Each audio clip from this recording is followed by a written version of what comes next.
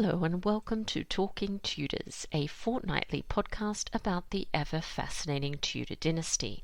My name is Natalie Grueninger and I'll be your host and guide on this journey through 16th century England. Are you ready to step through the veil of time into the dazzling and dangerous world of the Tudor court? Without further ado, it's time to talk Tudors.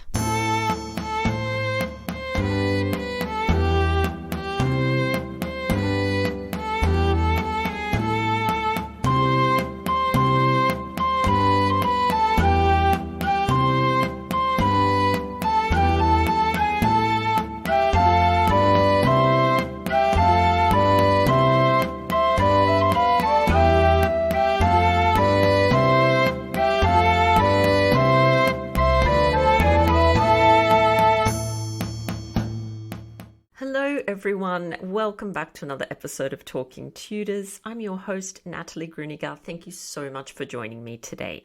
I'd like to begin by thanking the sponsor of today's episode, Sandra Bird, author of the Tudor Ladies in Waiting series. A rich alchemy of fact and fiction, these critically acclaimed books chronicle the glittering court lives of three queens and their closest friends and companions. The novels brim with heartwarming and heartbreaking circumstances and heroines who choose lives worth risking all.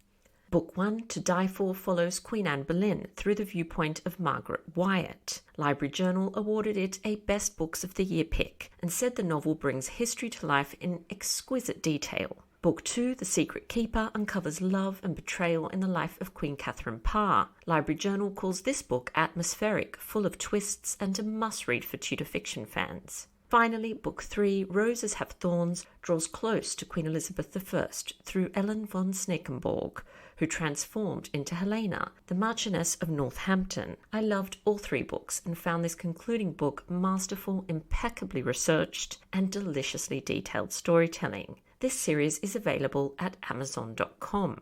As always, I'd also like to acknowledge and thank the generous listeners who continue to support Talking Tudors on Patreon, and extend a heartfelt thank you to everyone who's taken the time to rate and review the show.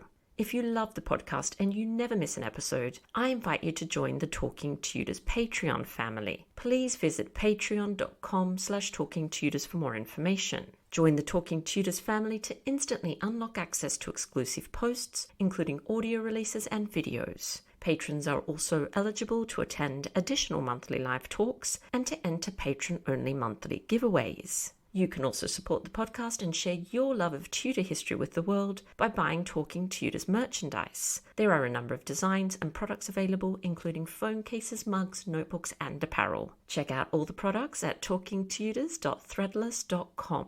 Now, on to today's episode. I'm absolutely thrilled to welcome John Guy and Julia Fox to the podcast to talk about their new book, Hunting the Falcon, Henry VIII and Boleyn and the Marriage That Shook Europe. Formerly Provost and History Professor at the University of St Andrews in Scotland, Renaissance historian John Guy is now a Fellow in History at Clare College, University of Cambridge. He has written several books, including Queen of Scots, The True Life of Mary Stuart, upon which the 2018 Mary Queen of Scots, starring Saoirse Ronan and Margot Robbie, was based. He appears regularly on the BBC's flagship cultural programmes.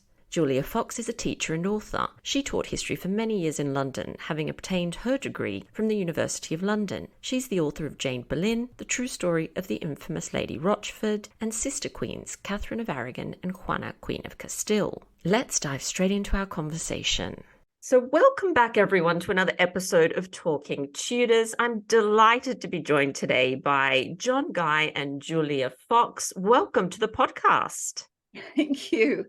Well, I'm Julia Fox. I'm passionate about history. I have taught it for, I hardly dare say this, 30 plus years in various schools before I wrote my own book. I now live in London with my husband, who's sitting next to me, and our two rescue cats, who I hope won't intrude on this, but I can't promise. You never know. They have occasionally sent emails in error, so we can never be 100% sure. I'm John Guy. I still teach part-time in Clare College in Cambridge. I've been a Tudor historian and some medieval history for probably 40 plus years. I stopped counting the number of books at 16, but I've written trade biographies on Mary Queen of Scots, on Thomas Becket, Thomas More and his daughter Margaret More, on the later years of Queen Elizabeth I, and on Thomas Gresham, Elizabeth I's banker. And so this was the first. Julia and I have read each other's work for many years, and we've helped each other a little bit along the way with each other's books. Well, so we've written little bits in each other's occasionally books, yeah, this is a news break. We have in the past written passages of each other's books, in some cases, the odd whole chapter, nobody ever noticed. So we thought that we would do this one as a joint enterprise. And in fact, actually, we might talk a little bit about this later, the fact that the pandemic happened to come along just at the time that we were actually starting up on this book also, it meant that actually working together was a great thing. Yeah, it worked. And we're not getting divorced. So it must have worked. That's wonderful. And I've been reading your books for many years. So it's such an honor to have you both on the show. And we are here to talk about your latest work that you've just mentioned, which is Hunting the Falcon, Henry VIII, Anne Boleyn, and the Marriage That Shook Europe. So why don't we start by talking a little bit about the importance of Anne Boleyn's time in France, and maybe cover who the women were that surrounded her and some of those really early and important influences. I think, I don't know how you feel, but I think of all of the work that we have done, of all of the research that we've done, this is, I think, the most exciting, and in some cases, the most important. When we began this book, we knew, obviously, that this was going to be a romance that was played out in public on Henry's court, often under the very hostile eyes of his courtiers who thought she was, the Wicked Witch of the West, and on the European stage where you've got Francis I and Charles V, who just happens to be Catherine's nephew. But at the heart of it is the story of two people, and they are, both of them, they're not spring chickens. They didn't meet when they were teenagers for, I don't know, a quick kiss behind the 16th century equivalent of the bike sheds. They both come together with backstories. Anne is in her mid-20s by the time that the relationship really takes off. Henry, about 34, 35. So they've got, it's not exactly baggage, but they've got experiences before they meet. And with Anne, what we found, and this is where I think it's terribly important, is that we found things about when she was in France. If you read a biography of Anne Boleyn, they know she went to France when she was, 13. They know she could speak French, that she came back as a sort of honorary French woman in a sense, with French even a French hood, as the costume, it was her trademark, more flattering than the English gable hood. But it's glossed over. It's often glossed over in about 8 lines or a paragraph. And that to us won't do, because she goes out there when she is young, impressionable, and what she sees, what she experiences, shape her. They shape her relationship with Henry. They shape her whole being, and they shape how she behaves as queen. And in fact, they play a part in her downfall. She's experiencing French culture, French music, French books, French fashion, French art. And she also sees the way in which French courts are organized, which are slightly different to the way that English ones are. And while she's there, she meets and is exposed to the actions of some remarkable women. John, do you want to sort of... Yeah, I mean, I think I totally agree with Julia that character is formed in childhood and adolescence. And these are Anne's adolescent years. And I mean, the first thing to say is that she was right at the center of power, because she was with Queen Claude. I mean, Julia's absolutely right. I mean, the best, if you like, biography of Anne that's appeared in the last 20, 30 years is Eric Ives's. And, he gives you, it's an encyclopedia in so many ways, and a remarkable piece of work. But he's got about 10 pages on Anne in France. And so to redo the missing years, that was always high on the agenda. So from the very beginning, our focus was France.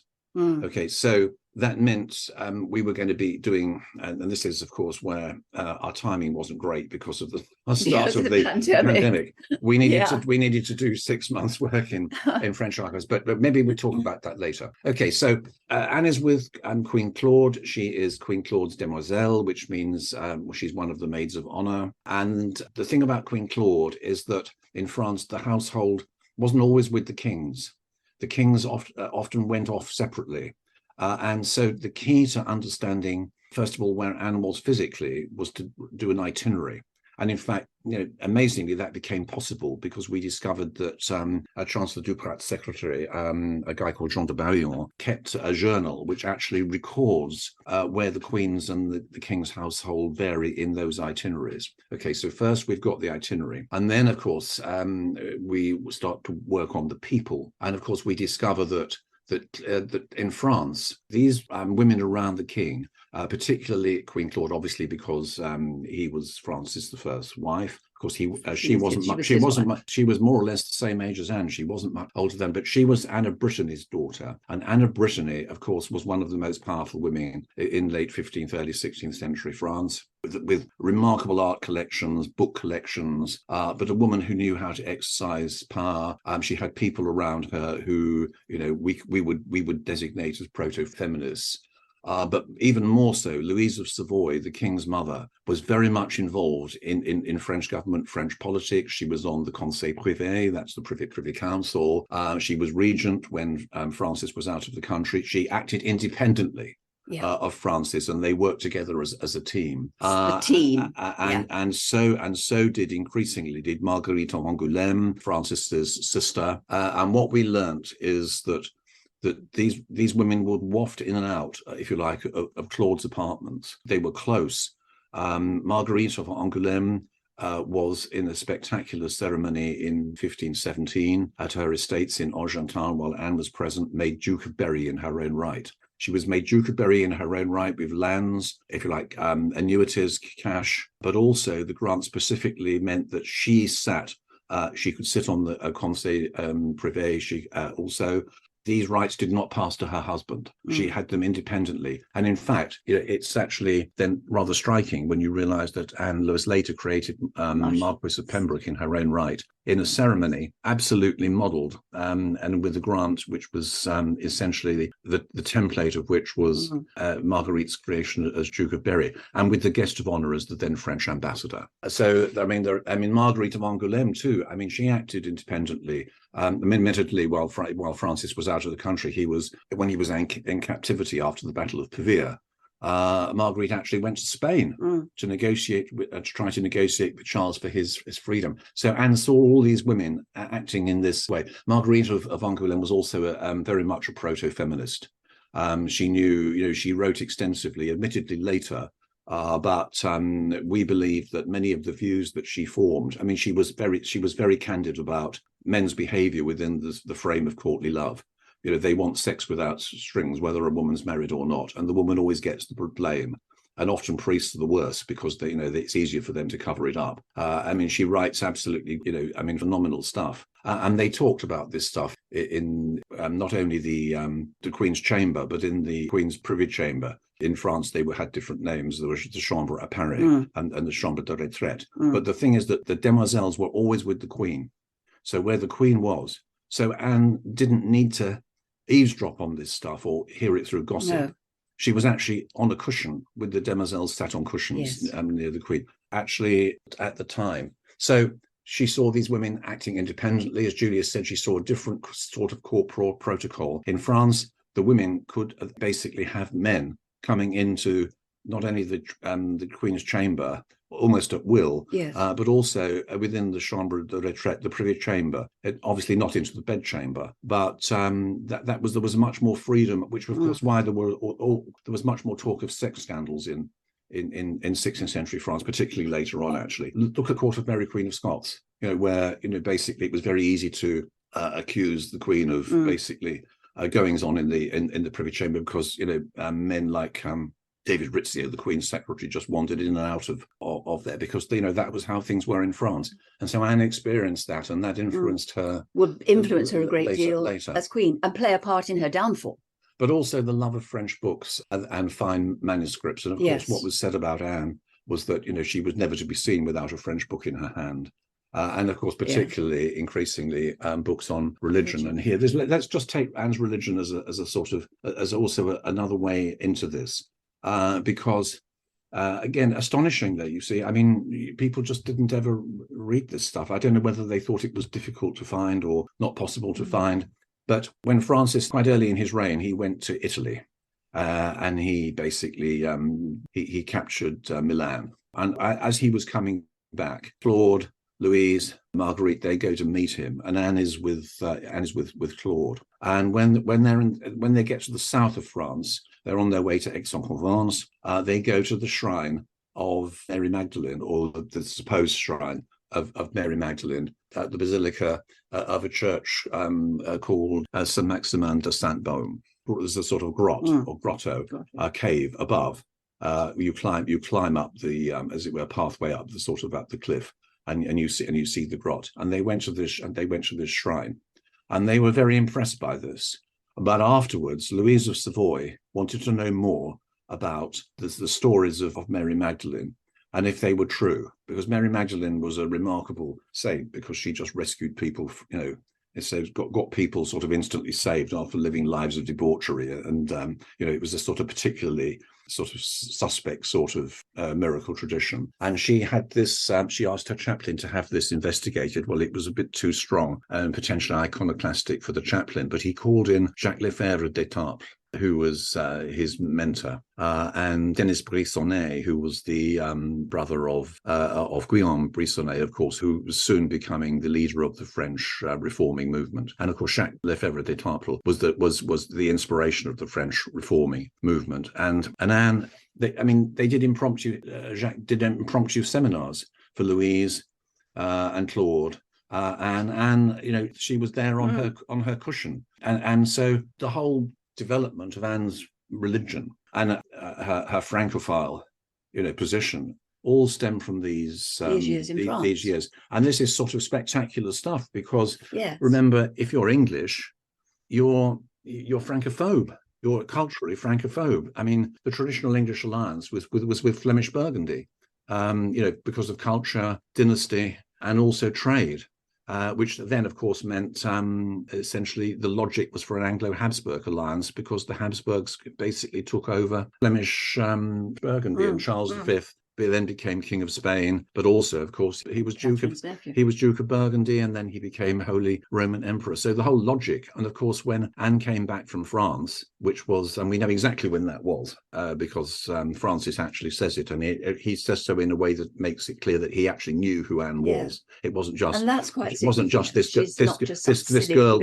English girl who was with the Queen. He knows who Anne. He knows who Anne is. And of course, something else we discovered was that Claude's sister, Renée, in Elizabeth's reign, absolutely remembered Anne as being, very close and with Queen Claude, and tells the English ambassador of the time about that. And that was a little bit of a find, very much find too. So, when you start this, I mean, you probably wondered this yourself, and I'm sure a lot of listeners have wondered about this. How on earth was it? Why was it that if Anne was such a sort of absolute, sort of, if you like, sex bomb, if you want to stereotype it, or sort of femme fatale, and she comes back from France, which we know to have been around Christmas 1521. How on earth was it that it took Henry over 4 years even to notice her? I mean, he noticed her sister, but he didn't notice Anne. Well, of course, this is where the work that we did on the diplomatic archives comes into its own, because, of course, it's exactly at the moment that Henry sees Anne that England switches to a pro-French policy and ditches the Habsburgs. Yes, it's so fascinating, and it's such a crucial period. I completely agree with you, and I'm so glad that you've dedicated so much time to this in your wonderful book. So let's talk a little bit more about those sources, the ones that you've uncovered, and also the ones that you've reinterpreted, I suppose, and what they actually tell us about Anne. Okay, well, I mean, in some ways, we've sort of partly dealt with this, because no British historian really has, well, I'm sort of tempted to say made the effort, but it hasn't sort of occurred to people. They think this is an English story with sort of, if you like, European observers. They haven't realized that it's a European story, not just an English story. Yes. And so the natural place, of course, I knew this because of working on Mary Queen of Scots. You head off to the Rue de Richelieu in Paris, where the manuscript department of the Bibliothèque Nationale is. Because in France, most of the ambassadors' papers are actually not in the Archives Nationales, as they would be in the UK, but they're in the Bibliothèque Nationale. And there are hundreds of manuscripts. There are thousands of pages. And there are, if you like, the dozens of manuscripts there that actually bear on the story of Henry and Anne. Secondly, until very recently, the French diplomatic archives, if you like, by which I mean treaties, copies of treaties, some preliminary notes for treaties, they were all in the basement of the Ministère des Affaires étrangères, the Ministry of Foreign Affairs. But those all got shunted down to La Courneuve a few years ago. But of course, those contain copies of treaties and subsidiary papers in connection with treaties that are either lost or illegible in the English archives. But the particular one, there's a really major treaty, which is a pivot of our story, which was a full offensive and defensive alliance between England and France, the only one that had ever been so far, since the Norman conquest, in 1532, which, by the way, is the prelude to Anne becoming made Marquis of Pembroke. Yeah. So tight are these bonds. Yeah. And Catherine finally chucked out and told not to live in Henry's properties, but basically to clear off to Bugden and then Kimbolton. The timing fits perfectly. Those are actually now at La Courneuve. And then for Anne's time in France, this is where the pandemic inadvertently, I mean, a horrible thing it was, but it did us a big favor in the sense that here we are,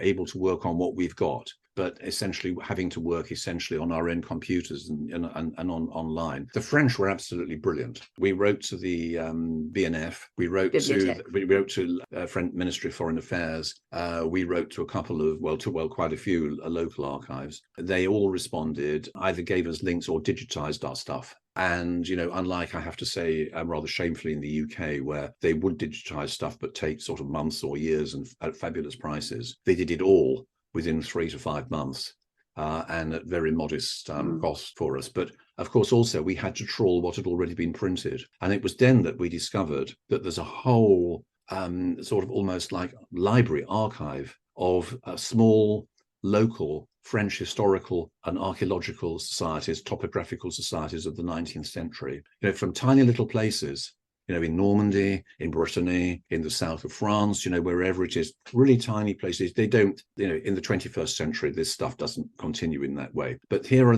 all these people, publishing their archives, writing stuff. And of course, we were able to find lots and lots of the places at which Claude had made royal entries, entrées royales into French towns, with Anne with her. Yes. And sometimes it even specifies, and there was a carriage for the demoiselle, so, this was absolutely fabulous stuff. And then, I mean, there's lots of things we found, but I think something that actually has significance is that, as your listeners will know, I mean, whether or not the records for Anne's trial and George's trial and those of the four commoners, whether they were somehow sanitized or doctored, either by Cromwell or later by Elizabeth I to remove, things that people, for the different reasons, didn't want to see.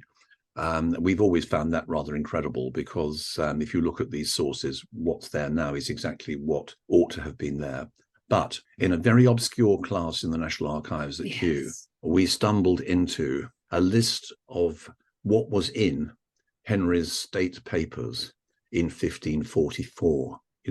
That's before he's even dead, when papers were moved into a new, if you like, storeroom in the secret chair house above the King's Study at Whitehall Palace, and they include papers, a little coffer of Master Norris's writings. A coffer of Lady Rochford, a coffer of Lady Rochford's writings, and this sort of thing. Now, that Lady Rochford's writings clearly refer to Catherine Howard's trial and not to, but Henry Norris's writing must refer to the trial of 1536. Yes, and so pursuing this line, we discovered that the interrogations, the pre-trial interrogations, were not only happened, but were more extensive than we had supposed. But in 1544, some of those, if not all of those papers, still existed in the King's archive. If they had been in Cromwell's archives, they moved after Cromwell's execution into the King's archives, as was the case with convicted traitors. But of course, there was a big fire in 1619 at Whitehall Palace. Rodents and damp and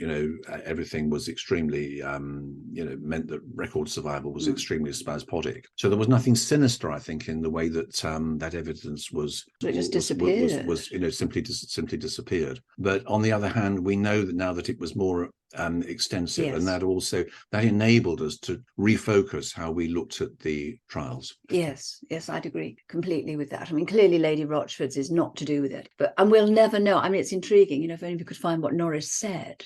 As far as reinterpreting sources that are already there, I think one of the first things and one of the most important things is, and I have to say it rather shocked me actually, is that Anne had limited control of the women around her in her privy chamber. You think that she would be able to say, okay, I'm queen, I want lady this, lady that, lady whatever to come and attend me.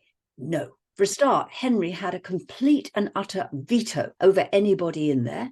I mean, indeed, in France, some of the attendants were literally sent back by Louis XII when Mary Tudor married him. So he's got that veto. But you've got a collection of women, some of whom she did have that were her friends or her family. She relied a lot on family. Her sister-in-law, Jane Parker, Lady Rochford, her own sister, Mary Boleyn, for some time until Mary disgraces herself by marrying William Stafford, her mother, Mary Fitzroy, who was, or Mary Howard, whichever way you want to look at it, who was the wife of Fitzroy, Henry's illegitimate son. Mary Shelton, who is one of my particular favourites, quite a goer, I think, Mary Shelton. Very, very interesting woman. But there are also those who are basically career courtiers.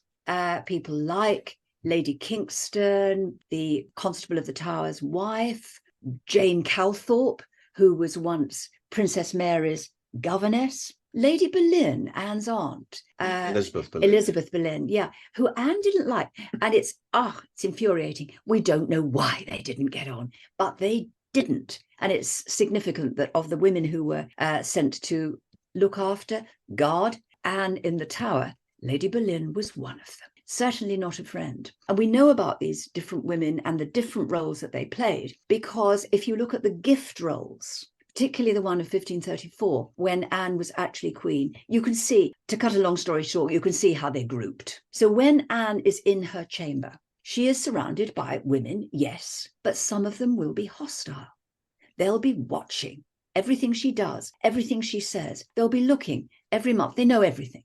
They will know every single month whether she has menstruated, whether she is pregnant. And they'll be watching, and they will be watching with hostile eyes. Because the career courtiers were Catherine of Aragon's courtiers who've been passed over. Yeah.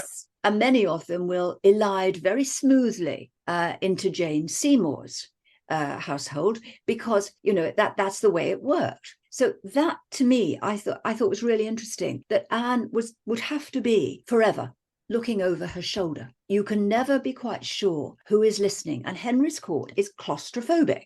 You can't get away from it. You don't know who's around the next corner. Unfortunately, Anne tended to forget that a little bit and could sometimes overstep the mark, as she does later on with the gentlemen coming in, the French influence you see, the way in which they did this in France. And that, of course, is very important. So that, to me, looking at that gift role, don't you think, John? But also what's important, I think, is one of the people who's largely airbrushed out of Anne's story is her brother, George Boleyn.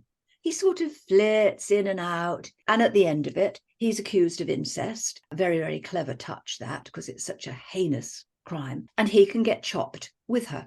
But what we really found was the way in which he was there constantly. The Boleyns, obviously, it's a family firm. Royal families, presumably, and various other families frequently are. But George, her younger brother, is central. He is sent on various missions to France, not always successful. But he and his sister are close.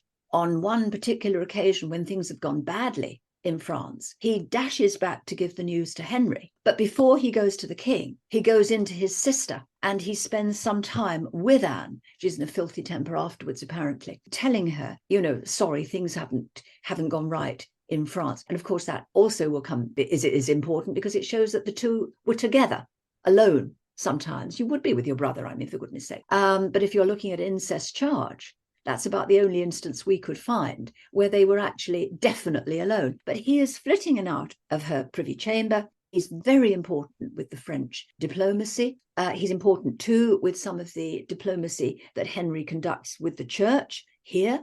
And he perhaps could have been seen as a potentially, I don't think he was quite at the time, a potentially big player. If, for example, he had survived Anne's execution and not become involved in it, I think he would have been very dangerous. And the person, of course, who comes out trumps after Anne's execution is Cromwell. And what Cromwell will not want is a rival, particularly a rival with a grudge, the size of an elephant or the size of the sword wielded by the French executioner.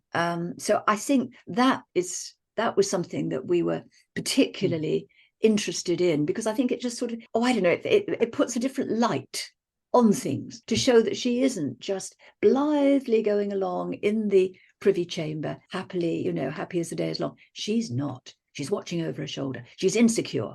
And when she's insecure, she lashes out. And until she had a son, the good old male heir, she will always be insecure.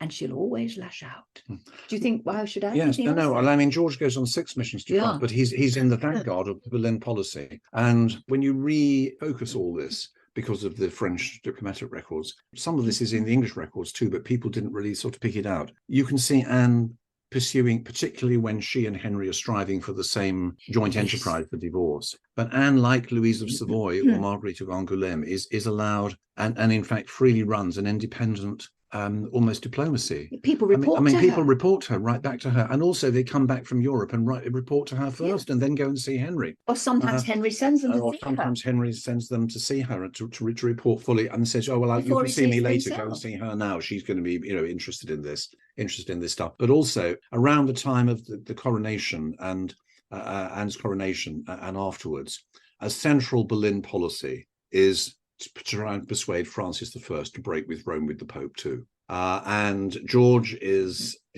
at the forefront of this. Yes. And that is why Cromwell, by the time Cromwell is secretly talking to Eustace Chapuis, the Spanish. The imperial ambassador, actually, because in fact he's not actually, Chapuis is not Spanish, he's Savoyard. But at the time that Cromwell is talking to Chapuis, he actually specifically, right from the beginning, it tells Chapuis, well, don't worry, I'll make sure that George Boleyn is never sent to France again, and that Anne is cut out of this diplomatic chain, which he proceeds to do. During the 1535 progress to Bristol, but it's delayed, and it takes place, but it's extended and goes into Hampshire, and it goes down to Winchester, and then it goes to one of the Seymour houses, and then and at that time, just after Winchester, Anne tries to send a message back to Marguerite of Angoulême. And I think at the time, I think it's Francis Bryan. Anyway, somebody's in France at the time. And Cromwell says, report only back to me. I think it is Bryan.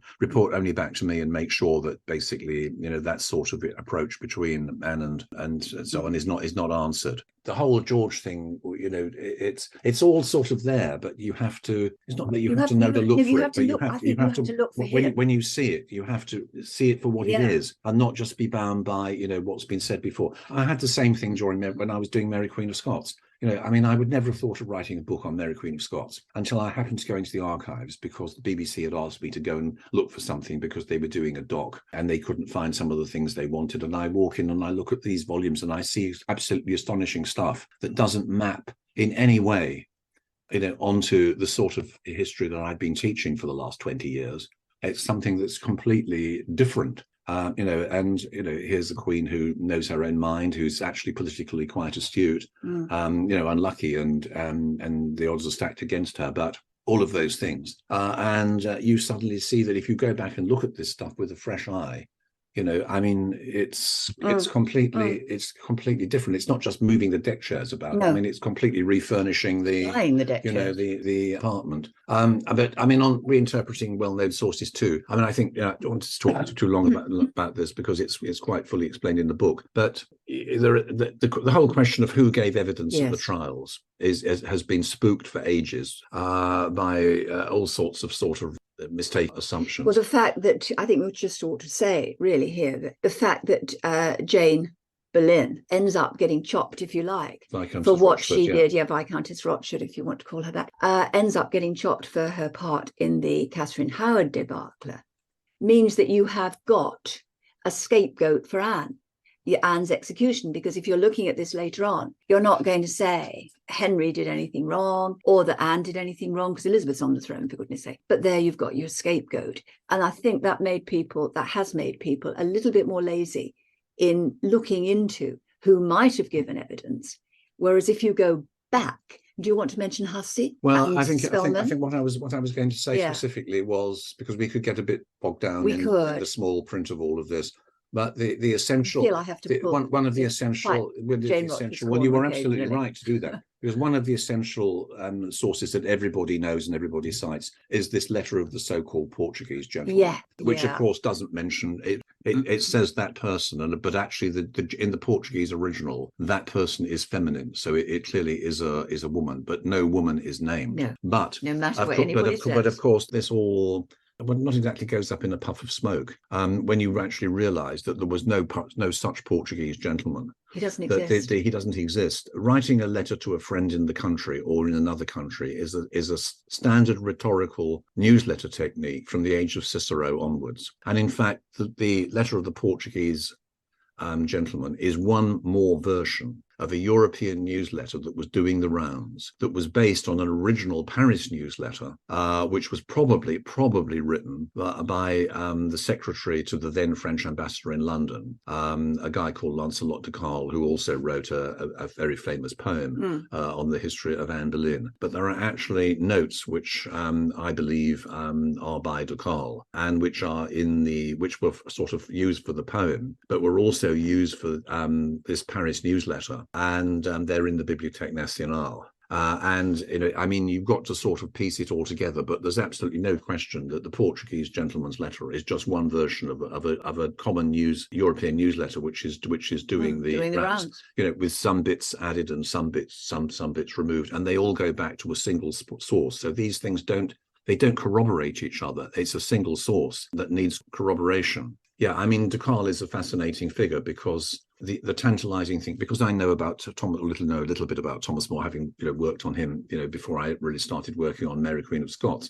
And there's a very famous Paris newsletter describing the trial of Thomas More, very, very famous, clearly by somebody who was a Frenchman who was actually present. In fact, it's in the same. There's a very good copy in the same manuscript as the manuscript with this account of Anne and George's executions and some other things about that are rather crucial about them. And I actually now have come to think, although this is not for this particular book, but it's simply more general, that de Caul also wrote the Paris newsletter. But of course, he could well have been present at More's trial. He could well have been present at Anne's trial because, there were lots of people present in the King's Hall at the Tower, for Anne's trial. And of course, he could even, despite what everybody says, he could even just conceivably have seen the execution, because although foreigners were to be excluded, we now found out from Anthony Anthony's notes, which are now, you can trace those back through notes in the Bodleian Library in Oxford, that actually not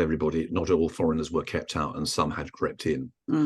So being able to sort of pin that down. I mean, another thing that emerged from that was that, there's this great argument. Was it Elizabeth Brown, Countess of Worcester, or was it Lady Bridget Wingfield, Lady Wingfield, Bridget Wilshire, Lady Wingfield, who basically put the boot into to Anne? Well, of course, with the new materials before us, these are not incompatible. No. It's perfectly possible that Elizabeth Can be Brand, both. as Why must it be one or the other? as Hussey says, Yeah. the Lyle's court agent says, he's wonderful. Elizabeth Brand was the first, so if you like, The first cause. along But with then Anne this letter of Bridget Wiltshire, Lady Weed, was introduced during the trial as evidence to things by that Spellman, who perfectly wrote one of the accountable. And of course, judges who was by the present. way, I mean, I think many of your listeners will be quite interested to see that Bridget Wiltshire is a character right almost in this book, almost flitting in and out, almost right from the start. Yes. When Anne was a child in Kent, because I mean, she clearly is quite an important part in the story. So it's, I mean,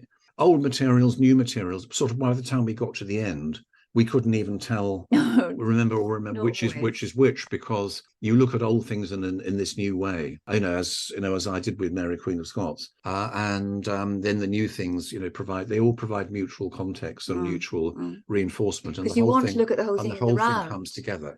And I think that's very, very important. I mean, you've spoken about Anne's religious beliefs a bit that she got from France.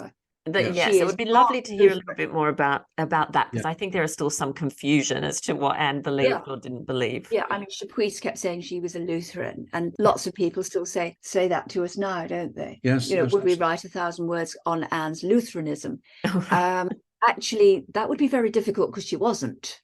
She rejected Lutheranism, Luther. partly because of the work of James Carley. Yes, on the books which had been once owned by Anne and George. We know a lot more about these books, and we've looked into this also quite, ourselves quite a lot more, and into exactly what they were and where they came from. But of course, knowing as we do now that Anne had been exposed to Jacques Lefebvre d'Étaples, almost right from the beginning, through Louise of Savoy and the women and this pilgrimage to Saint-Baume, because we know about that. And of course, George could have collected some of these books when he went to France. John Barlow, who was the Boleyn chaplain, who Anne, basically became a patron of. He was used during the divorce constantly to go across to and from Rome and deliver things as a courier to deliver things to agents and ambassadors in Rome or in France or whatever. He could have picked up things around. We know that Anne was buying books in France. I mean, George is madly interested himself. There's more than. Really, I think he's more extreme than Anne, isn't he? Yes, there's more than. Chapuis, remember when Chapuis actually says, oh, gosh, the trouble with George is even if you have dinner with him, he can't stop talking about religion. Yeah, but they've got 40 or 50 of these books, and they're not Lutheran books. They're books either from the sort of Brisonnet circle, or but more often from the circle around Jacques Lefebvre d'Étaples. She has his 2-volume translation of the Bible. I mean, she also has Tyndale's as well. But of course, Tyndale's is published by one of the very same printers that prints the book. Simon Dubois is one of the big printers of these books by Lefebvre, but so is Martin Lempereur. That's a sort of an AKA. I mean, Martin Deleuze is Martin Lempereur. I think his name is de Kaiser. It's in the book. He printed the copy of Tyndale's Bible that Anne has. So again, it's got a sort of although Tyndale's Bible has Lutheran connotations, sort of big time, it's printed by one of the people who print the French books. But I mean, Anne refused Tristram Revel's book, refused to patronize it because it was Lutheran. Yeah. There's been this sort of war of attrition for almost 30 years.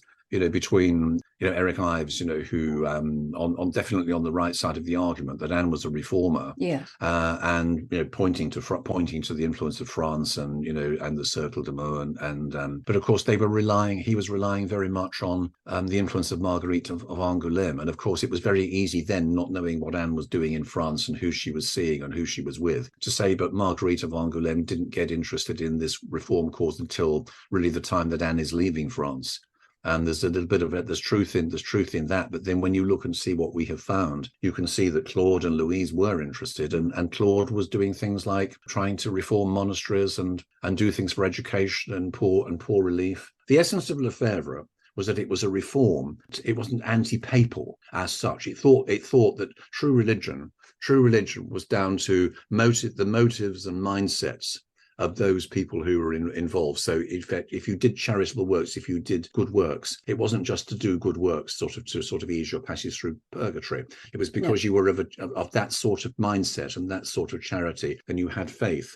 And the Gospels and the Epistles of St. Paul's, those were the key things, which they also were for Luther. But Lefebvre d'Étaples rejected the German sort of doctrines that were sort of condemned as heretical. I mean, I mean, the Sorbonne was always after them, but Louise was protecting them, and Marguerite of And Anne Angoulême was protected some when protecting they them. fled to England. And so Anne saw all. And she's all not this. anti-monastery as She's such. not anti-monasteries, no. She wants them to be pure. Mm. She wants them to live up to the proper the monastic ideals. And for some of them to be some of them to have their wealth, if they weren't sort of basically doing their job properly, to have their wealth basically redirected towards education and poor religion, which she starts to do. But then Cardinal Wolsey had done that, and no one's going to say that he was a Protestant or the Lutheran. It was a perfectly reasonable thing to do to try and reach the founder's intentions. But its motive. When they talk about mindset, it's charity, but it's the mindset, it's the frame of mind in which you make these gifts, and that's the sort of the test. You've got this Christian spirit, this true Christian sort of. If Erasmus called it the philosophy of Christ, to sort of do that, to do that in the right way. So we sort of find it bizarre that you've got Eric Ives, who was quite a really good friend of mine. And he's no longer with us. He was the great historian, but sort of batting away for the reform cause. And then you've got Professor George Bernard on the other side, saying that Anne was just basically a Catholic because she believed in monasteries. And well, of course she did, because the Lefebvres did believe. They just wanted to sort of, if you like, streamline them in the right in the right way. And Skip's sermon is something that Anne just weaponizes, the sermon that Skip preached, to the whole court. Not long before her fall. And of course, what we also discovered was this just wasn't ranting. This wasn't just ranting in a vacuum, because Anne, was cross because, Henry had put this bill to confiscate the wealth of the smaller monasteries, but actually to then funnel it into the royal coffers and not to reform of education and poor relief and socially beneficial purposes. Like the sort of thing that she was involved with the William Marshall poor relief plan, which we actually think was done, and we think Anne knew about it and supported it. But that sermon that Skip preached was just a few days. I think it's something like 10 days before that for the smaller monasteries was due to be ratified. Yeah. So this wasn't just a sort of rant at something that had happened as a fait accompli. Yeah. This was basically a plea from the heart, to Henry to basically sort of reverse this and see the error of his ways and turn it back. But of course, at the moment, it was misjudged. Talk to us a little bit about Anne's coronation and why it's a unique event in British history, and perhaps also what it tells us about Anne and Henry's relationship. When we're thinking in terms of how Henry feels about Anne and vice versa, which I think is quite important too. The coronation, I think, is very, very important here. I mean, obviously, to start with, it's a spectacular coronation. How coronations operated was very, very much within prescribed limits. There was a manuscript of 1308 kept at Westminster Abbey, which said the protocol for the actual coronation itself. There was something that we always call the Royal Book, which had rules and regulations, protocols for all sorts of royal events. And it basically said, she's a queen consort, let's face it, maybe about 3 days for this. Anne gets a 5-day celebration, and probably at a cost of, according to the then Milanese ambassador at the time, he thought it was about 65 million ducats. It comes to about 65 million pounds today. So it's expensive. It begins with a massive river flotilla and procession, loads of little boats, about 300, I think, 320 actually, if my memory serves me right, all decorated with little bells and pennants. There was this wonderful barge with a mechanical dragon belching fire, that sort of thing. Most of the boats stayed well away from that just in case, because it was powered by gunpowder. And Anne's wonderful barge, which, by the way, she pinched from Catherine and had Catherine's arms removed from. And then she goes to the Tower where Henry, who's sneaked on ahead, greets her briefly. He stays out of most of this because it's Anne's time. And then you've got the processions into London a couple of days later with the pageants, many of which are traditional, many of which, however, are not and are more classically inspired because, of course, this is the Renaissance, Anne's time in France, exposure to new ideas. But it's the coronation itself. When Anne is crowned, and I had noticed this years ago when I wrote on Jane,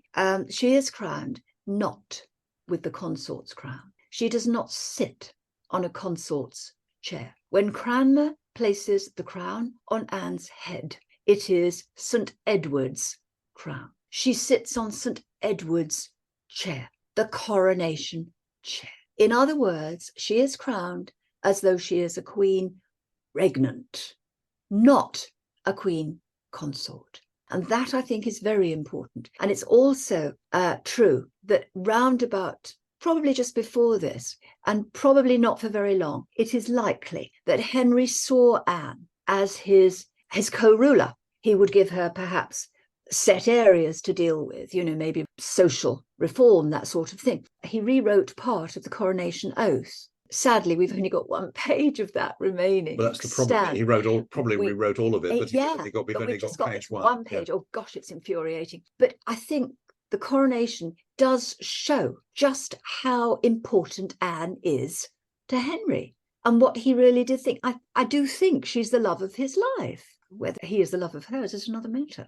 But I think, did you want to add anything on the coronation? I was just going to, I would sort of sum it up like this, and we sort of agonized over this quite a lot. There's a lot to be said for taking the view, and we do take the view, because up to this point, Anne had been independently pursuing, objectives which were common to them both, but which she could pursue independently, as she had seen happening in France. We think that up to the coronation itself, there's quite good reasons for suspecting, but you can't prove it, unfortunately. You don't have the sort of, if you like, the killer document, the killer proof. That one, Henry was planning to have a joint coronation, which would include recrowning himself, which is not in the Middle Ages, that's not an uncommon thing. A joint coronation with new oaths, and that he was seriously contemplating making Anne some sort of basically co-sovereign. He must have envisaged her as sovereign, because he wouldn't have crowned her with St. Edward's crown. And she's the only one. I mean, that has to be unprecedented in the whole of British history. Yeah. I mean, when, Camilla was crowned the other day in Westminster Abbey, she was on a consort's chair. She got a consort's crown. Yes. It was of a completely different order. And so it's got to be significant. This is a bit, and of course, the one thing that Henry knew about, because of the divorce and his whole way that he was taught to think about imperial kingship and his powers against the Pope, he knew about sort of Byzantine history. And of course, in the Byzantine Empire, the emperor and the empress often ruled together as co-rulers, but we just don't have, unfortunately, have those missing pages. We just don't have, so you just can't take that one any further. So it's not exactly a loose end, because it can't ever be closed. But it is a unique. That coronation is a unique event. And although, we have a chapter called The Ambassadors, which is, there's a lot in it about, we reinterpret Holbein's painting, The Ambassadors. And I think you need to read that in the book, because it needs to be sort of seen on the page in conjunction with the picture. Yeah. But and of course, the main ambassador who is depicted in there, Jean de Dinteville, the French ambassador at the time of the coronation, who was, of course, guest of honor actually at the coronation also itself. He was known to be someone who had sympathies with the Lefebvre's reform and all of that. But of course, the problem was that his boss, this is what was overlooked. His boss was the Duke Anne de Montmorency, the Grand Master of France, who was not a Lefebvrist, who was conservative. And of course, at that time, the Boleyn policy was very much towards getting Francis to break with Rome. There was a conference coming up at it was planned for Nice, but was finally held in Marseille. And the Boleyns really wanted to have to get Francis to have a showdown with the Pope, and that never happened, because Francis wanted to marry his second son, Henri, Duke of Orleans, to the Pope's niece, to Clement VII's niece, Catherine de Medici, and so France, rather pragmatically put its own interests. Francis was supporting Henry. He thought Henry had been shabbily treated, but the thing about the ambassador's portrait is that all this stuff about the lute with the broken string, the consort of flutes which has one missing, so the consort can't be played, pages from the Lutheran hymnal, all of these things which sort of suggest sort of fracture in Christendom and the threat of reform, these things sort of into it. Even the shepherd's dial, the sort of the clock timepiece, is set to the time when people are waiting for the verdict at Dunstable to come through on Catherine's divorce. The pavement, the Cosmati pavement, is the one on which Anne was crowned on the sovereign's chairs. Which you can still see. There's something coming out of here, which we discuss in quite a bit of depth in the book, that the risk that people like de Dinteville and his brother Francois, who had also been the French agent in Rome, what they saw was that the unity of Christendom could collapse because of this Boleyn policy of getting Francis to break with Rome. That was dangerous. It had the sort of 16th century potential, because given the explosive nature of religion, of the sort of a sort of 16th century version of the Cuban Missile Crisis, a sort of standoff, which was how was this all going to end? But no, but Julia's absolutely right. This was absolutely her research, which she'd first touched on with when she did that. Yeah, I don't think I realised at the time when I first found it, some years ago. How cosmic it was. How cosmic it was. No, but it really is. I hadn't, I'll be very honest, I hadn't realised about the reframing of the coronation oath at the time. Okay, I know we've only got the one page, but the fact that he was doing anything on that, I didn't know. And now that I do, I can see even more clearly just how important that is. Well, usually you do that sort of thing because you think you might need it, and since it just so happens that there's a coronation coming up, do you connect the dots? Do you connect the dots or not? But the trouble is that you've got to be careful in this business, because you can get a little bit you can a little bit carried away. I think this leads actually really nicely into the next question that I wanted to ask you, and that is, did Anne exert real influence over Henry and the politics of the time? Ironically, up to that time, the answer is absolutely yes. Yeah. The divorce campaign is a joint enterprise. During the sweating sickness, Henry was even, we mentioned it in the book, we should have maybe flagged it up more than we actually did. Henry was actually sending state papers down to Hever to be vetted by Anne. Yeah. Because there's no other chief minister. People tend to think Wolsey falls, Cromwell comes in. No. Because Cromwell is not chief, and this becomes increasingly apparent also because Dermot McCulloch, whose magisterial book on Cromwell, yes. I have always suspected for years, partly one reason which sort of led us to do this, that when Wolsey fell, which was largely Anne's doing anyway, and the Boleyns doing, as Jean du Bellay, the French ambassador, actually says, it's the Boleyns that have doing this and have done this. After Wolsey falls, Anne is the interim chief minister because Cromwell starts out as Henry's parliamentary manager, doing a bit of fixing here and there in Parliament. He is by no sense of the imagination, is either remotely equipped to be chief minister until the very, very, very earliest, after Thomas More's fall as chancellor in 1532. Yeah. But in fact, actually, an American scholar noticed probably about 15, 20 years ago that when Cromwell was made vicegerent in spirituals, that means deputy supreme head of the church. Vice because it's the number two, like a vice head. Gerent because it's from the Latin gero, meaning doing things. Vicegerent in spirituals, so like deputy supreme head of the church. He gets two commissions. The first one that everybody lights on is only for the investigation of the condition and wealth of the monasteries. The one that gives him full powers in a grant modelled word for word on the papal legacy, the papal plenipotentiary powers that Pope Leo gave to Cardinal Wolsey, comes immediately after Anne's fall in 1536. It's after Anne's fall that Cromwell really becomes the chief minister. He also becomes Lord Privy Seal and gets a whole lot of new powers. So, but I think that what happened was, Henry and Anne, as Julia says, they were determined to get this divorce. Henry was determined to marry Anne and to do so in a way that meant that any child that they might have, and in particular son, would be legitimate. And so they're working together on this joint enterprise as a team, pulling every possible string and every possible connection to get this. Then he gets it. Yes. And then suddenly it is, do I really want to let go of this power? Do I really? Because, of course, again, we've sort of looked into Henry's backstory. And the thing about Henry is that superficially he seems very secure, but psychologically and underneath he's actually very insecure. And you can see all sorts of incidents in his childhood that would cause that. And when he meets opposition to Anne and opposition to the divorce, he becomes something of a control freak. And the key, Richard Rex has pointed this out in he's an important Tudor historian in Cambridge and Reformation historian in Cambridge. The maxim that's most important to Henry is obedience. Obedience from his subjects, obedience from his courtiers, obedience from all around him. He's only got to say, as I think it's Hussey says, he's only got to say the word once. Well. Yes, and once, twice, and then for people to know that he's in business and you don't argue with him. He just says, now, well. And then that's it. You've got to be careful. That's right. Because he's decided. So don't gainsay him. Then he says, "Now, once, twice, thrice. It is, and you're in trouble." That's right. And I think he decided he just wasn't going to, and he didn't need to. When he needs the money, he needs the money from the smaller monasteries. And he tells Jane Seymour the same. Jane Seymour only once tries to sort of basically intervene. And Henry says, watch out, matey, because if you talk like that, you'll end up like the Queen that's just basically been, sent off to execution. Of course, Jane never mentions that again. And I think that's basically the story. And I mean, he was madly in love with her, yeah. He was madly in and love I don't think you but can... was she in love with him? And I mean, the thing is that, is this relationship actually is, when you really sort of think about it, is actually also quite transactional.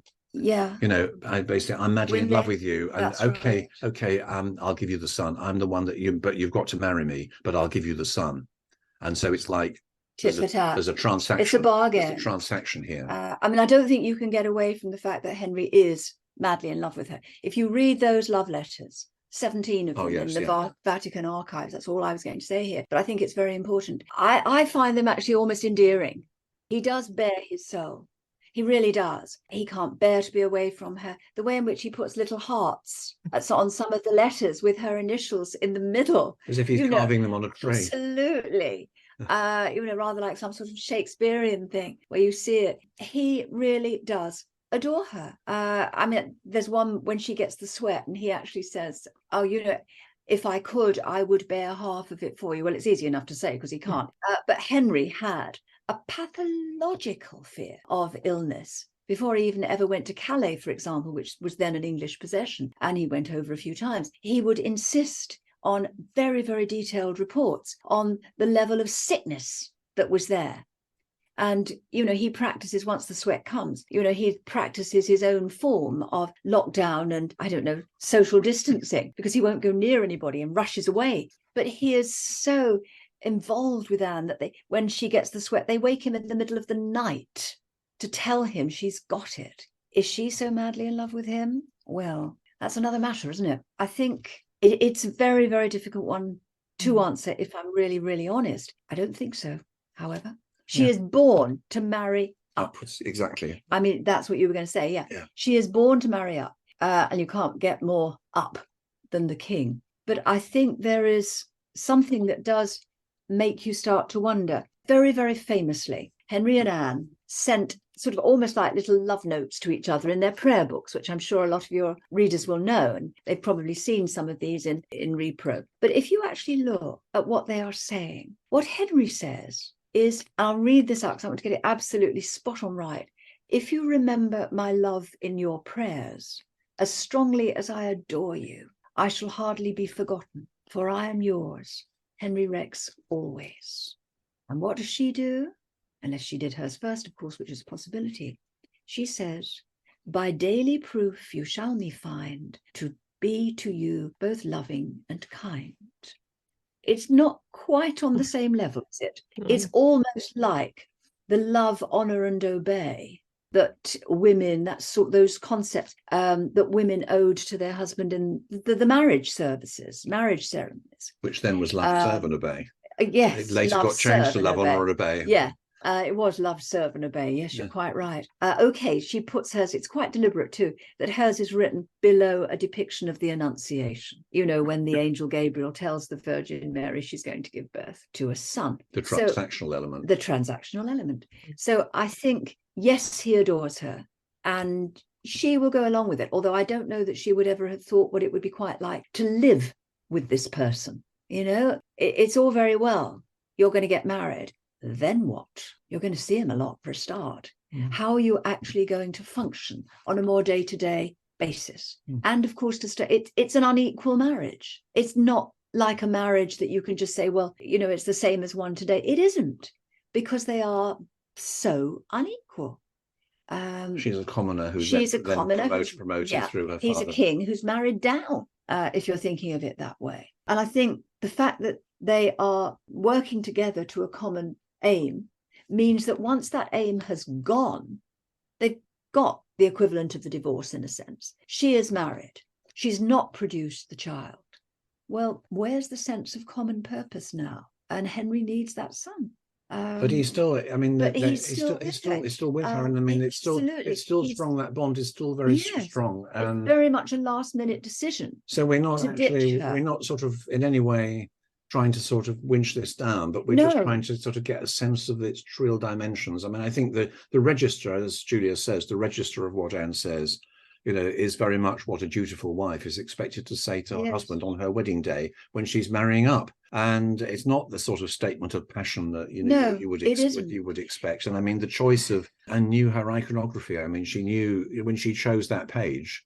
She didn't write it just on the same page as Henry, as most people would. I mean, she chose a different page. I mean, I think to be absolutely fair, we have got to say that the 17 love letters that remain are all Henry's. Sadly, we have none of Anne's. So we don't know what she said. You can guess a lot of it from what Henry says in reply.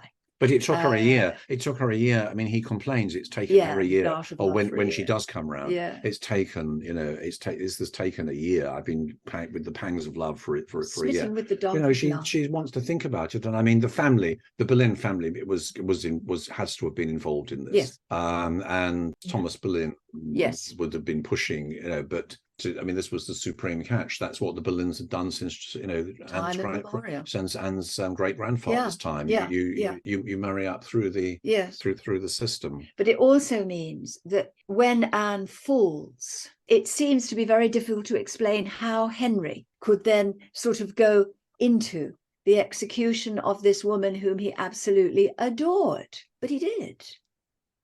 She at one point thought he was testing her, and on the scaffold she kept looking round over her shoulder, probably hoping, well, it could be because she didn't want to see the blade come, I don't know, but it could equally be because she expected a last-minute pardon. But Henry's not like that. She didn't know her husband, if that's what she thought. So why do you think that Henry felt his actions were justified when it comes to Anne's execution? Once the die is cast, the die is cast. He believes her. And I think this is genuinely true, don't you? He believes she's guilty. He genuinely believes that she is guilty of having a sexual relationship with the 4 commoners and the incest with her brother. He's convinced that this is so. And Anne's own words and her actions, the intermingling, what she'd learned in France about the men coming into the Privy Chamber. She overstepped the mark on many occasions herself. Well, within 6 weeks of her fall, there'll be a big sex scandal involving Margaret Douglas, which was going on for a year. I mean, this was another one of our little finds that this was to some extent known about. But of course, when you get down to National Archives at Kew and look up the original manuscript, you get you get Thomas Howard's original confession. Yeah, it's something called the Devonshire manuscript, which is a bit like a sort of scrapbook being passed around by a small group of Anne's ladies. Mary Shelton, Mary Howard, Margaret Douglas. Margaret Douglas is the King's niece, who'd been entrusted to Anne's care, and Anne liked her. They got on terribly well. But 6 weeks after Anne's fall, Margaret Douglas and Thomas Howard are arrested because basically they've been having hanky-panky, steamy hanky-panky at court while Anne was in charge. And that's the crucial thing, because in fact the confession not in the Devonshire manuscript, but in the confession, which was taken by one of Graham Cromwell's sidekicks, we know that Thomas Howard waited for my Lady Boleyn. That's Lady Elizabeth Boleyn, the aunt that Anne didn't like, to leave her chamber in Anne's innermost side of the court, and then to leave her bedchamber and to go off, and then they would nip in for a bit of hanky-panky.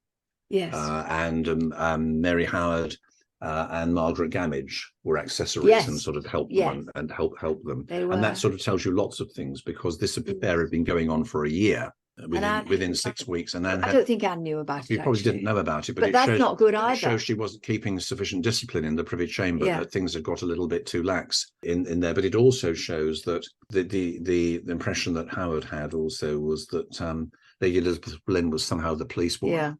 Keeping order in Anne's household. So when she wasn't there, not the Queen. Then I mean, the Devonshire manuscript has long been known by literary scholars. Yes. I think the thing is that more recent work shows that some parts of it were written while Anne was earlier. But it went on after. Not all just later. It went on for long after, and ended up with Margaret Howard. It started with Mary Howard. Yeah. But there, I mean, we talk about this. You can't make too much of it, but it's very much part of this story. Well, it's part of what was going on in the chamber. It has poems poems written in it. It has almost like little comments on poems written to Mary Shelton. But they're sexy. They're sexy, aren't they're they? sexy. They're sexy. And they're saying, well, what do you think of this sort of chap? It's almost like girls' talk, girls' night out. There's banter, yeah. In which they answer each other and we don't know when all of that was going on, and you can't make too much of it, as John says, but it was going on. And it gives a bit more bottom, if you like, to some of the charges that start to be levelled when Anne falls, doesn't it? And she talks a lot in the Tower. Of course, she babbles in the Tower. She talks. And that, I mean, after all, the names of Smeaton, Weston, and Norris. I mean, are if you like, confirmed by the incidents which Anne talks about, and she says, well, these are sort of innocent banter, or just basically banter in the Privy Chamber, and there was nothing really behind them. But it doesn't, when put in the right way, it doesn't necessarily look like that. And of course, then there's I think a crucial episode too is the fact that there's absolutely no doubt, because of what was read out in the court subsequently, that Anne had told Jane Parker, Lady Rochford, that Henry was no good in bed. Yes, that he had neither puissance nor force. He had neither power nor force. That some sort of perhaps erectile dysfunction or something. I mean, George was told not to read it out, but he did read it out. George was but of course, if Cromwell knew this to put in the paper, then he knew about it. Yes. And so Henry knew about it. Yes. And Henry, he even writes this tragedy, and he tells everybody Anne was going to poison his daughter Mary. He was going to poison Fitzroy. He probably poisoned Catherine of Aragon. She probably poisoned Catherine of Aragon. And I think also, and another point is that all these allegations caused a great deal of turmoil and discussion, but it's the king's ultimately it's the king's household, because the Queen's household is if you like, a department of the royal household, which is all ultimately the king's household. And so when you have all this talk, it's as if the king can't keep order in his own household, which of course the logical conclusion of that is that he may not be fit to rule if he can't keep order in his household. And the reason that I know this was particularly powerful for contemporaries is because I'd also come across the same thing with Mary Queen of Scots. When Elizabeth's Privy Council, William Cecil, and his friends decided to send the warrant for Mary's execution, which Elizabeth had signed but then basically recalled. Don't send it yet. Hold on to it until I tell you it can go. But they sent it anyway because they wanted her dead. And they resolve in Cecil's chamber, private chamber, not the council chamber. They almost signed a sort of covenant not to tell the Queen until the deed is done. And Elizabeth goes ballistic. And there's a Star Chamber trial, and her secretary, William Davison, is put on trial for letting the warrant out of his possession. And Lord Lumley, who's a Conservative peer, who's a member of the Court of Star Chamber, says at one point, can't the Queen keep order in her own household? Can her secretary go off and basically do stuff on Italian?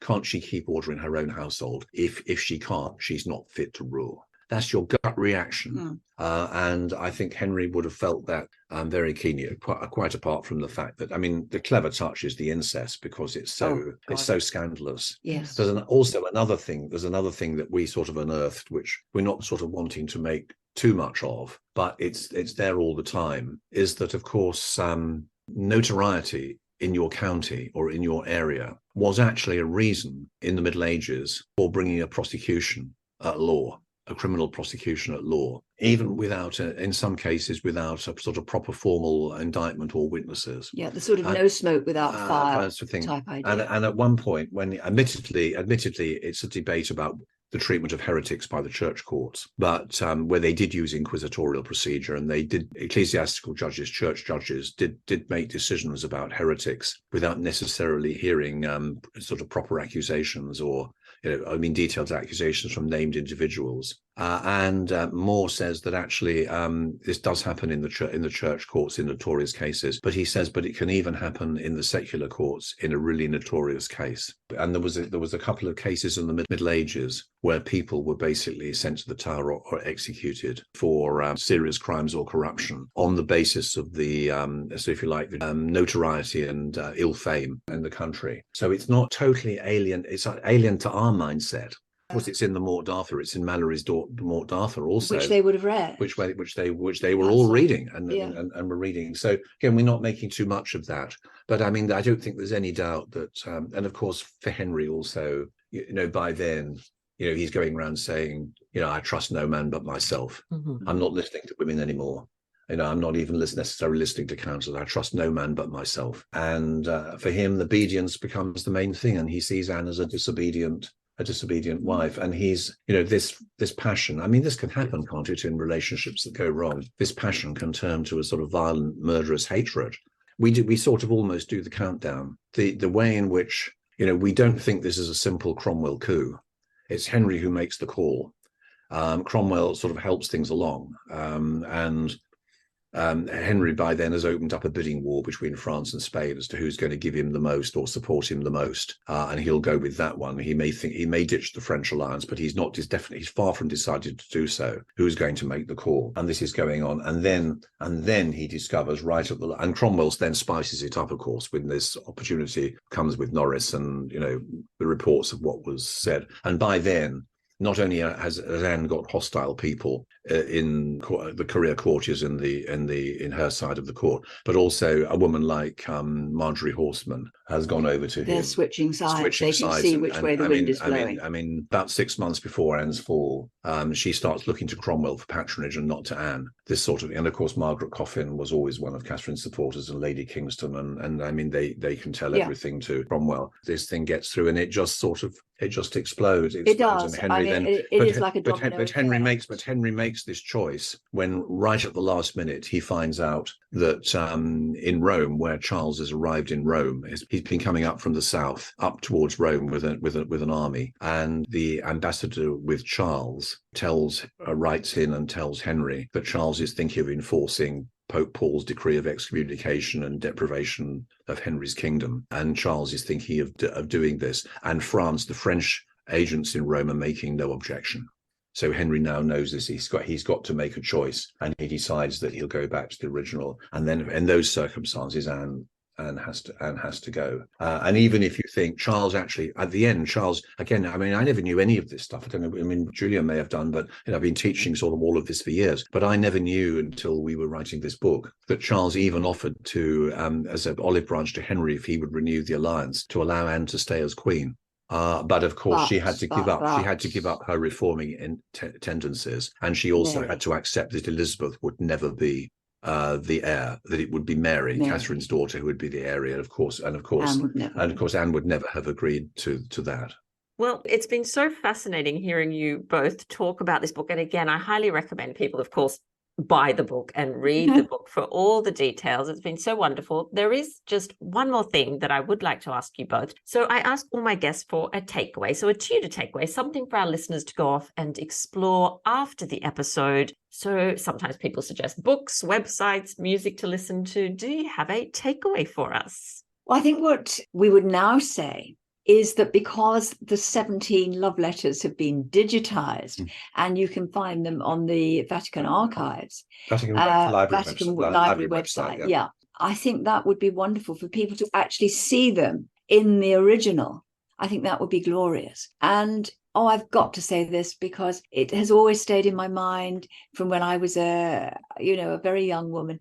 The good old Anne of the Thousand Days with Genevieve Bujold and the wonderful Richard Burton, Anthony Quayle, gets a lot of this right, actually. Not the end, of course. No, not the end. When Henry, you can see why I do it dramatically, when Henry goes to visit her in prison and offers her life if she'll basically give up Elizabeth's right to the throne. Not that bit, no. But as a sort of flavour of a lot of the period, I think it's wonderful. I remember watching it. We watched it, didn't we, not that long ago, actually. And we were quite surprised with, it has got lots of things wrong with it, and it has got inaccuracies, etc. But some of it is really, really rather good. As long as you know it's a theatrical representation. Yeah. I think, sort of years ago, I would have said, no, this is all full of mistakes, or that's not the way to look at it. It's a theatrical entertainment. Yes. And, I'd sort of learnt more about this when my Mary Queen of Scots life got made the basis of the 2018 Hollywood film. Yeah. Mary Queen of Scots with Saoirse Ronan as Mary and Margot Robbie as Elizabeth. In that, towards the end, Elizabeth and Mary meet because in a theatrical representation, they have to. You can't get away from that. That is the nature of the genre. Yes. And if you can't sort of accept that, there would be no cinema doing any sort of film of this sort. No. Actually, I mean, it was in some ways more justifiable in the sense that I had found quite near the end that actually there almost was there was the possibility of a last minute meeting, which is sort of in one of those watch this space things, because that will, I think, sort of be the big reveal before too long. The Anne of 1,000 Days, it's got a lot going for it. Moments, and for a very pleasant, I don't know, couple of hours, why not? But have a look at the love letters. And we'll send you the link. Yes, thank you. I will add the link because I know it's a tricky one to find. So we'll add it to the show notes. That'll make it nice and easy. And I love Anne of the 1,000 Days. It's one of my absolute favorites. So I'm so happy. That's mine, doesn't it? Yeah, I'm so happy you suggested that. And I have to thank you again for taking the time to come and speak to us and tell us all about your book. It's been an absolute pleasure. And for us, I think, too. Thank you, Natalie. Thank you. Well, that brings us to the end of this episode of Talking Tudors. Thank you so much for joining us. I absolutely love to hear from listeners, so if you have any comments or suggestions, or just want to say hi, please get in touch with me via my website, www.onthetudortrail.com, where you'll also find show notes for today's episode. If you've enjoyed the show, please share the podcast with friends and family, and don't forget to subscribe, rate, and review. I also invite you to join our Talking Tudors podcast group on Facebook, where you can interact with other Tudor history lovers and hear all the behind-the-scenes news. You'll also find me on Twitter. My handle is On The Tudor Trail, and on Instagram as The Most Happy 78. It's time now for us to re-enter the modern world. As always, I look forward to talking Tudors with you again very soon.